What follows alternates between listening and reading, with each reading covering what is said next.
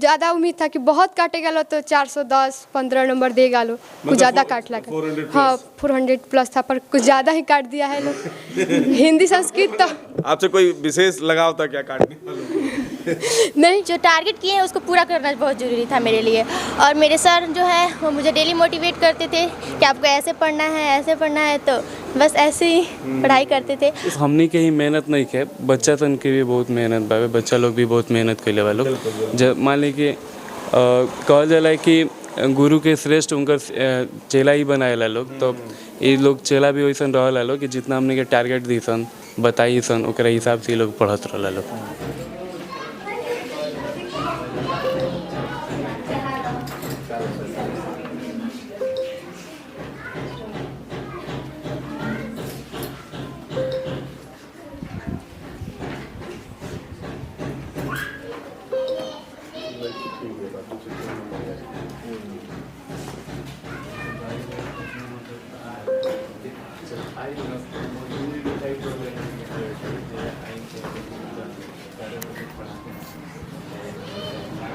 BA, BCom, BSc, MA, MCom करें विश्व की सबसे बड़ी यूनिवर्सिटी इग्नू से। सॉल्व असाइनमेंट्स और गाइड बुक्स प्राप्त करें। संपर्क करें Mahakal computers, DAV PG college के पास, पंच मंदिरा मोड़ से दाहिने, सिवान। नमस्कार, हमें राना रुआ देख रहल बनी मैच बॉक्स और अभी हम बानी खुजवा में। खुजवा जौना के पक्का गांव के नाम से जानल जाला, यही जा पोस्ट ऑफिस के लगे एगो संस्थान संचालित होला। इस संस्थान जौन बा ई साइंस स्किल्स पॉइंट्स के नाम से चलेला और यहाँ पर ट्यूशन यानी कोचिंग सेंटर के रूप में बच्चन के शिक्षा देला। काहे कि रुआ जानता नहीं कि बिहार के जौन शिक्षा व्यवस्था बा वो कितना नीमन कितना सुंदर बाटे। तब चूंकि स्कूल में लइका पढ़ल साव में माट से हम लोग बहुत बढ़िया से पढ़ा देन लो, ऐसे ज़रूरत बाटे कोचिंग संस्थानन के।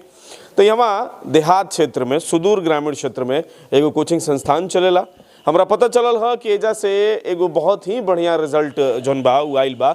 447 नंबर 447 नंबर जौन बा ई आइल बटे और 447 जब सुननी हम यानी कि 90% के आसपास जब सुननी हम तो हमरा ललक जागल है कि आके देखल जाओ कि आखिर यहाँ व्यवस्था बा त का बा। व्यवस्था जौन बा वो काफ़ी साधारण बा, काफ़ी नॉर्मल बाटे और वही नॉर्मल साधारण व्यवस्था में शिक्षा देहल जा रहा बा। जिससे अगर देख ली कुछ बच्ची बड़ी सो चूँकि अभी रिजल्ट आ गई ओकरा बाद काम के समय बा तो सारा बच्चियन के आवल मुश्किल बवे या बच्चन के आवल मुश्किल बाटे। काम के समय बा, कटनी पिटनी के समय बा, ग्रामीण इलाका हो। तो यहाँ कुछ बच्ची जो यहाँ हाजिर बड़ी सब। नाम क्या है आपका? मनीषा पासवान। कितना नंबर है आपका? 447। 447। तो क्या शेड्यूल क्या था, कैसे पढ़ाई करती थी आप? सबसे पहले तो मैं पढ़ने के लिए टारगेट करती थी कि मुझे आज क्या करना है सुबह सुबह उठ के। और रूटीन बनाना तो बहुत ज़रूरी है क्योंकि उससे आपको क्या बोलते हैं, मतलब कि आप जितना टारगेट करेंगे कि आप जो टारगेट किए हैं उसको पूरा करना बहुत ज़रूरी था मेरे लिए। और मेरे सर जो है वो मुझे डेली मोटिवेट करते थे कि आपको ऐसे पढ़ना है, ऐसे पढ़ना है, तो बस ऐसे ही पढ़ाई करते थे। स्कूल कौन सा था आपका? GMHS हाई स्कूल आदमपुर। आदमपुर से। यस। अच्छा, यहाँ कोचिंग में कितना घंटा पढ़ाया जाता था? कोचिंग में 2 टाइम पढ़ाया जाता था, मॉर्निंग में और शाम में। तो और फिर 1 मंथ पहले सर हम लोगों को 11 बजे से भी बुलाया करते थे रिवीजन करने के लिए, क्योंकि revision is most important. Revision के बिना तो हम कुछ कर ही नहीं सकते हैं। बस वीकली या मंथली टेस्ट वगैरह भी होता है? हाँ, यहाँ पे वीकली टेस्ट डेली संडे को होता था और इससे हम लोगों को काफ़ी अच्छा लगता है और इसी के लिए वजह से हमारा इतना नंबर आ पाया है, क्योंकि और सब कोचिंग में इतना नहीं हो पाता है टेस्ट मंथली। और सर हम लोगों के लिए उम्मीद वाले थे तो हम लोग बस। तो क्या एम क्या है, आगे क्या करना है? प्लस 2 में कौन से स्ट्रीम में जाना है? डॉक्टर बनना है। तो प्लस 2 में साइंस लीजिएगा, बायो। यस। तो यहीं से पढ़ाई करना है या कहीं बाहर जाना है? नहीं, यहीं से पढ़ना है। यहीं से पढ़ना है। तो सर यहाँ 12th तक भी चलाते हैं या सिर्फ 10th तक पढ़ाते हैं? चलाते हैं 12th तक भी। अच्छा। यस। कैसा है इन लोगों का पढ़ाने का तरीका? सर तो हम लोगों को बहुत अच्छा से पढ़ाते हैं। सर राजू सर है जो मैथ पढ़ाते हैं। मैथ में हमको पूरा भरोसा नहीं था कि मेरा 95 प्लस आ जाएगा। यस, क्योंकि मैथ में मेरा वीक था मैथ, पर यहाँ पे आके सब अच्छा हो गया। यस। चलिए देखिए बच्चन के आत्मविश्वास है, जब नंबर आइल बा तो चेहरा पर खुशी जौन बा साफ झलकता। आपका नाम क्या है? प्रीति कुमारी। आपका कितना नंबर? 371। 371 जी। कितना पढ़ाई करती थी आप? मैं लगभग मतलब फर्स्ट में 8 घंटा पढ़ती थी, फिर जब एग्ज़ाम पास आया तो 12 घंटे पढ़ना स्टार्ट किया रूटीन के हिसाब से। अच्छा, कैसा पढ़ाई होता है यहाँ? यहाँ पढ़ाई बहुत अच्छा होता है, सर लोग भी टारगेट रखते थे कि ये सब पढ़ाना है। और घर का माहौल कैसा है? घर का घर माहौल सपोर्टिव है? हाँ, पढ़ाई के साथ साथ काम भी करना है, चौका बर्तन? नहीं पढ़ाई के वक्त कोई काम नहीं। मम्मी बोलती थी कि पढ़ाई करना है तो सिर्फ पढ़ाई करो, उसके बाद कोई काम हो। तो क्या सोचा है आगे क्या करना है? आगे तो IPS ऑफिसर बनना है तो IPS ऑफिसर बनने के लिए बड़ा पढ़ना पड़ेगा। जी मतलब 8 घंटा से काम नहीं चलेगा, 18 घंटा में जाना पड़ेगा। जी। चलिए, हमारी शुभकामना है आप जो सपना रखती हैं वो पूरा हो। आप क्या करती हैं? मतलब क्या नाम है? सॉरी, निशु कुमारी दुबे। निशु कुमारी दुबे। कितना मार्क्स आया आपका? 329। 329। कुछ कम है कि ज़्यादा है? कुछ बहुत कम है, कुछ नहीं बहुत कम है। अच्छा, कितना उम्मीद आपने रखा था कि लगभग हमको ज़्यादा उम्मीद था कि बहुत काटेगा लो तो 410 15 नंबर देगा लो, कुछ ज़्यादा काट लगा। 400 हाँ 400 प्लस था, पर कुछ ज़्यादा ही काट दिया है लोग। हिंदी संस्कृत तो आपसे कोई विशेष लगाव था क्या काटने वालों? नहीं, हिंदी संस्कृत मिस हम लोग को बहुत अच्छा पढ़ाती थी। हम लोग को लगता था कि 90 प्लस जाएगा, पर उसमें हमको 66 नंबर दिया है लोग। कोई बात नहीं, अभी +2 करना है, उसके बाद आगे कुछ करना है। हाँ, तो पर मतलब थोड़ा एक एथी रहता है कि आएगा एक तो। मलाल रहता है कि हाँ। थोड़ा और रहता है। हाँ, तो आपको क्या करना है भविष्य में? IAS बनना है। आपको भी IAS बनना है?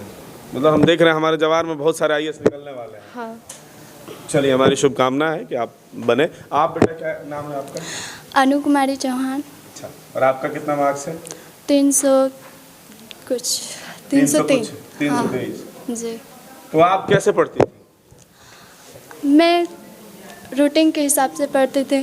सर रूटीन बताते थे कि इतना इतना करोगी लो ना तो कंप्लीट हो जाएगा। और जब तक हम लोग का कंप्लीट नहीं होता था ना, तब तक कोई काम नहीं करते थे लोग। और अपने पढ़ाई के लिए बहुत लगा रहे। आगे क्या करना है? आगे हमको पुलिस बनना है। पुलिस में जाना है? जी। चलिए, पढ़ाई करिए और आगे मन लगा के पढ़ाई करिए। आपका नाम क्या है? पल्लवी कुमारी। और आपका कितना मार्क्स है? 387 नंबर। 387 है।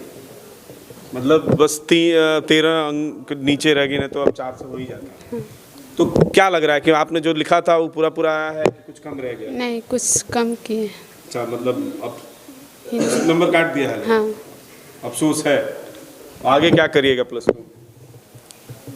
साइंस से पढ़ेंगे। साइंस से पढ़ेंगे तो अब आगे कोशिश करिए कि अब 90% आ जाए कम से कम। जिसको काटना है जितना काटता रहे।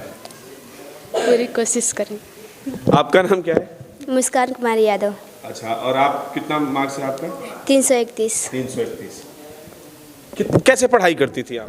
सुबह उठते थे लोग तो सबसे पहले अपना रूटीन बनाते थे लोग।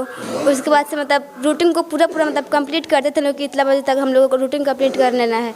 मतलब पढ़ते थे लोग। अब मोबाइल कितना देर चलता है? मोबाइल तो मतलब हाथ ही में नहीं जाता था जब तक मतलब एग्जाम पास आ गया तो। मोबाइल नहीं मिला? नहीं। अच्छा, चलिए, आपको क्या बनना है आगे चल के? जी, डॉक्टर। डॉक्टर बनना है? डॉक्टर बनने के लिए बहुत पढ़ना पड़ेगा। वो तो है। ना कुछ भी करना है तो पढ़ना पड़ेगा। यस। चलिए, तो आप लोग मन लगा के पढ़िए और आप लोग भविष्य में बेहतर करिए, हमारी शुभकामना है। और एक बाद हम यहाँ पर जो संस्थान के डायरेक्टर बा राजू कुमार यादव यानी कि राजू सर बानी, यहाँ से हम जाने की कोशिश करते नहीं। सर, बहुत बहुत स्वागत बा। जी, थैंक यू सो मच। और मैच बॉक्स के दर्शक के भी हम धन्यवाद करे चाहते हैं, स्पेशली रउआ लोग के भी धन्यवाद करे चाहते हैं कि रउआ लोग अपन कीमती समय निकाल के ये जहाँ हमारे पास पहुँचनी लोग और हमारे कोचिंग के कुछ इंटरव्यू है भइल। अच्छा, पढ़ावे के हम देखते नहीं कि हर बच्चा ही कहता रहे कि हमार जौन बा रूटीन बनत रहे, तो कहीं ना कहीं एकरा पीछे रउए लोग हैं कि रूटीन बनाओ, ये करो वो करो। तो का ओकर तरीका रहेला पढ़ावे के, कौना तरीका से पढ़ावे के? जी, एक्चुअली रूटीन के जौन हिसाब बावे तो हमने के ऐसे ओकर हिसाब करे तो नहीं आसान रूटीन के कि टारगेट वाइज करके रूटीन के जैसे मंडे के दिन ई सब्जेक्ट पढ़ल जाओ, शाम के सुबह में ई सब्जेक्ट पढ़ल जाओ, ओकर रिवीजन कर जाओ, थोड़ा जितना भी टाइम बच जाए ओकरे के जितना रिवीजन कर ले जाए, रिवीजन ही हमने के पावर रहला है। तो जितना रिवीजन हो को और बच्चन के वीकली टेस्ट ले लेके और बच्चन के थोड़ा प्रोत्साहित करके जो अच्छा नंबर लावत ला ओकरा के नंबर मेडल वगैरह देके पेन वगैरह देके ये सब दे के प्रोत्साहित करके सब तैयारी करावल जात रहला बे। तो मतलब मोटिवेशन के पूरा ख्याल रखल जाता है। पूरा ख्याल रहला जी। कितना घंटा वाला कोचिंग में पढ़ावे नहीं? कोचिंग में तो सुबह 2.5 घंटा पढ़ाओ तो नहीं आता और शाम के 1 घंटा जोन हमने के शाम के जोन क्लास चलेला तो उनमें ज़्यादातर कोशिश ये रहेला कि जोन पढ़ाई हो गई बा ओकरे के शाम के रिवीजन करायल जा सके। और फिर एग्ज़ाम के 3 महीना पहले से हमने के कोशिश करे नहीं सन कि 11 बजे 12 बजे बुला के बच्चन के रिवीजन करावल जाओ जी। तो वह रिवीजन के ही मेहनत होला सब, वो रिवीजन के वजह से ही रिजल्ट सामने आएगा। अच्छा, बहुत दिन तक भइल ना कोचिंग खोला? ना, हमारे कोचिंग 2019 में स्थापित भइल बाबे। 2020 में फर्स्ट बैच रहे हमारे जी। तो 2020 में भी फर्स्ट बैच रहे तो वो बेरा भी हमने किया 396 या फिर कुछ नंबर आई रहे हाईएस्ट। तो फिर ओकरा बाद से लगातार से नंबर ऐसे ही 396 390 पिछला बार 398 पर आके रुकल रहे। तो थोड़ा 398 वाला दुख भी एगो अलग ही रहे कि 2 नंबर दे देले रहे इतना तक पूरे काट ले रहता तो वो सब भी रहे। एहू बेरी 3 अंक के तो मलाल बन रहा है, अगर 3 अंक रही तो 90% हो जाए जी। तो अब मेहनत भी और खास करके सिर्फ हमनी के ही मेहनत नहीं है, बच्चा सन के भी बहुत मेहनत बावे। बच्चा लोग भी बहुत मेहनत कैले बा लोग। जब मान ली कि कहल जाला कि गुरु के श्रेष्ठ उनकर चेला ही बनाएला लोग। तो ये लोग चेला भी वैसन रहला लोग कि जितना हमने के टारगेट दी सन बताई सन ओकरा हिसाब से लोग पढ़त रहला लोग जी। फी स्ट्रक्चर वगैरह का रखले? फी स्ट्रक्चर एगो पूरा नॉर्मल बावे। अगर हमरा के यहाँ अगर केहू एगो दिहाड़ी मजदूर भी बावे जौन दिहाड़ी मजदूर करता जरा 300-400 रुपये मिलता, वो अगर एक दिन के भी पैसा अगर बचा ले अपन तो अपन लड़का के महीना दिन पढ़ा ली। तो वह समझ सकता नहीं वह 300 250-300 रुपये रखल बावे बस।